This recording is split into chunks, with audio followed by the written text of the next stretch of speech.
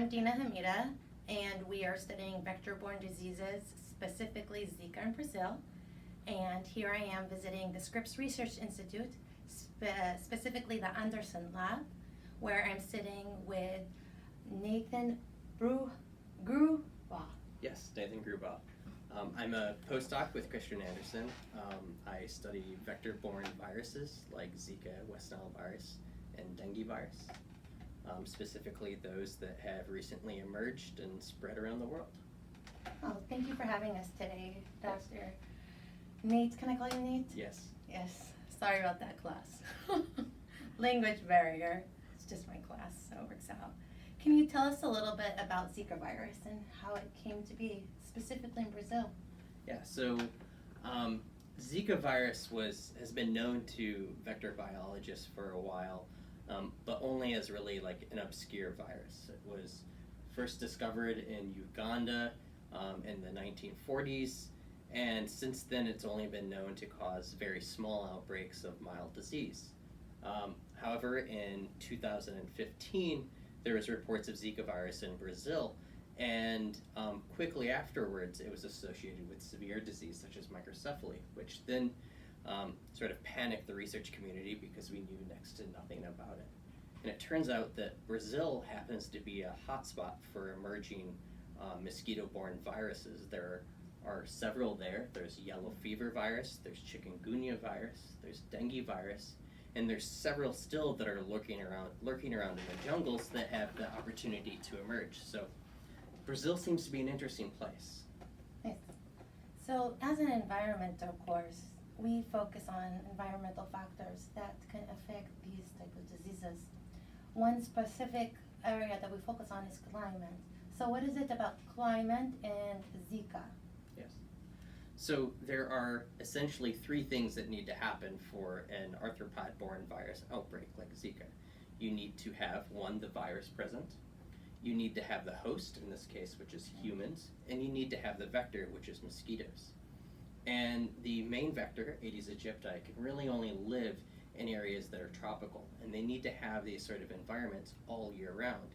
And in general, the more tropical and warm and humid it is, the more mosquitoes that you will have. So a place like Brazil, especially along the Amazon, and then the large cities that are in these regions that have a lot of human hosts, you can have very explosive outbreaks.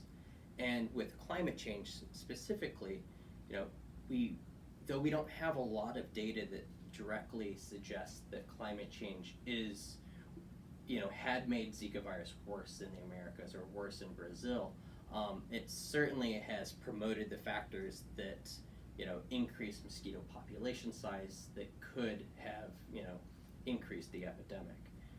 Also, 2015, when Zika virus was first reported, was an El Nino year, so you had warmer and wetter conditions, and even things like dengue and chikungunya, which had been there before, seemed to have greater outbreaks during that time. So certainly climate was a major factor. Excellent, thank you.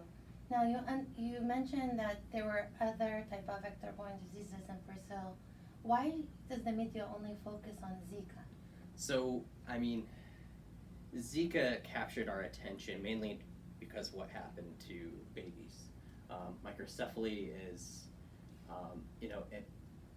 for women and for families that are planning to get pregnant, this idea that you could have a baby that is deformed or even to have miscarriages or other sort of disease is really frightening. But really, in general, Zika virus causes a very mild disease. It's actually much less severe than things like dengue and chikungunya virus.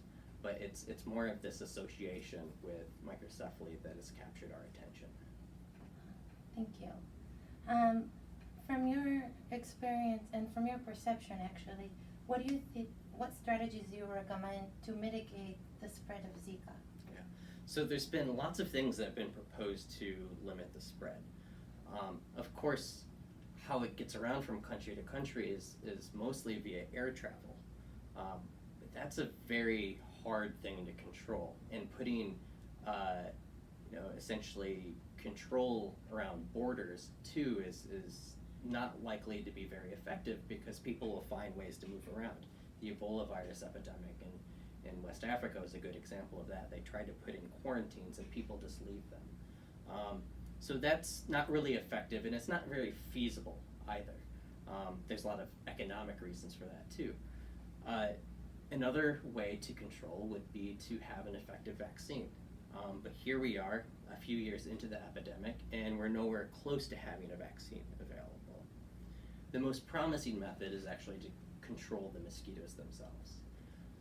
We had found that in Miami, where we studied Zika virus, that if you killed mosquitoes, or at least knocked down populations, that corresponded with decreased number of cases. That's clearly our most effective measure. In Brazil, they're releasing genetically modified mosquitoes that these mosquitoes aren't able to transmit the virus as well. So, and the hope is that they would compete with the wild mosquitoes so that they would be the most dominant, and that would decrease transmission. Other areas are just trying to kill mosquitoes. But where Aedes aegypti exists, they're these urban mosquitoes. They're living a lot of times in slums, and it's really difficult to go in there and actually control them, to kill the mosquitoes. They breed in little tiny cups of water or in old tires or any sort of debris that's laying around. So it's hard to just get rid of their breeding sites. So while I say killing the mosquitoes is the best method, it's also one of the hardest methods. And I think this is exemplified by the fact that this epidemic happened. In some areas, we're looking at seroprevalence of 63% of the population that got infected, so we're vastly underreporting the numbers. Our methods to control the epidemic really did hardly anything. I think that there's a lot that needs to be done to actually try to control these viruses, and climate change and other environmental factors like deforestation, urbanization is only going to make it worse. Wow, that's so interesting. Now here in the Anderson lab, what are we doing with Zika? So we use an approach called genomic epidemiology, where it's similar to regular epidemiology, where we're collecting information about cases and contact information and all the factors that go into transmission, but we add genetics, and specifically the genetics of the virus. So we're sequencing Zika virus from all over the world. Our project had focused on Zika viruses in Miami, where we're using the mutation rates of viruses. So not to study how the virus is evolving, but to use these mutations that we see on the viruses to build back family trees. So when you have a collection of viruses, you don't necessarily know how they're related or where they would have came from or the steps in between, one virus to another. But looking at the genetic code, you can actually say, okay, these two share the same mutation, they have a common ancestor.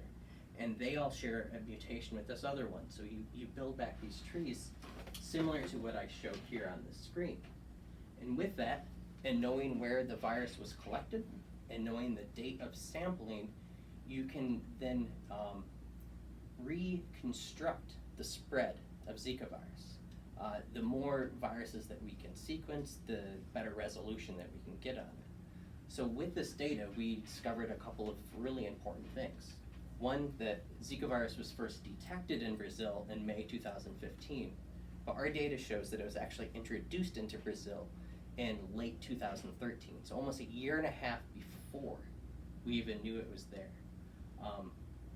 And this is really important because, let's say, May 2015, when we first detected it, we knew that it caused severe disease, which we didn't.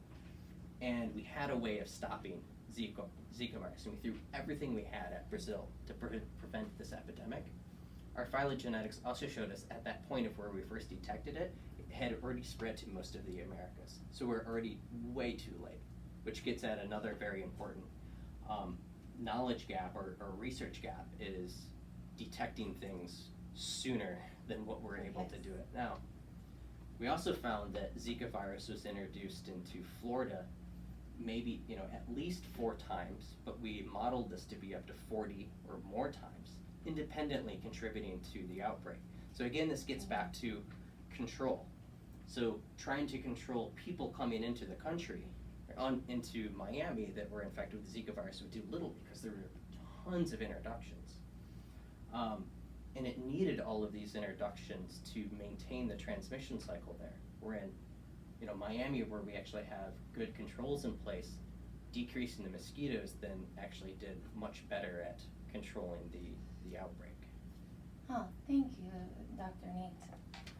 Well, here we are in the Anderson Lab. I want to thank Dr. Nathan Grua. Yes. I got it. And his whole team, and especially Christian Anderson, who also introduced me to Nathan. And I'll fix this in the Apple, on my Apple thing. I would like to thank Dr. Grua for having us in the Anderson Lab at the Scripps Research Institute, and we'll see you in class.